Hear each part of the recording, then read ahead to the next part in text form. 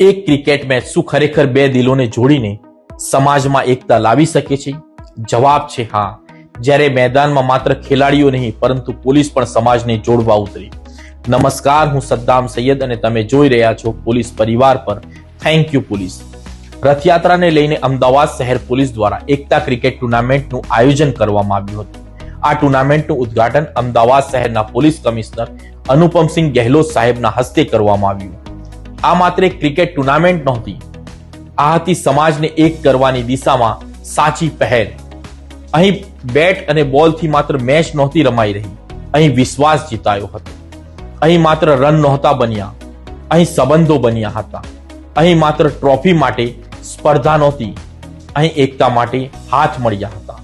કારણ કે જ્યારે વિવિધ સમાજના લોકો એક જ મેદાનમાં એક જ ટીમ બનીને રમે છે ત્યારે ધર્મ, જાતિ, ભાષા અને દરેક પ્રકારના ભેદભાવ આપોઆપ પાછળ રહી જાય છે.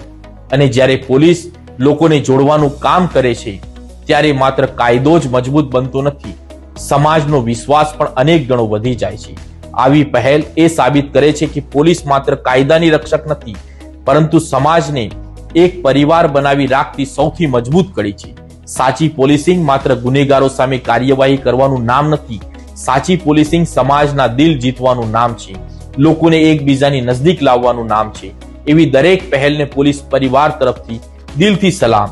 જો તમને પણ લાગે છે કે સમાજમાં એકતા, ભાઈચારો, સૌહાર્દ અને શાંતિનો દીવો પ્રગટાવતી આવી ખાખીને એક દિલથી કહેવાયેલા થેન્ક યુ પોલીસના સાચા હકદાર છે, તો આ વિડીયો વધુમાં વધુ શેર કરજો અને કોમેન્ટમાં માત્ર 2 શબ્દ જરૂર લખજો, થેન્ક યુ પોલીસ.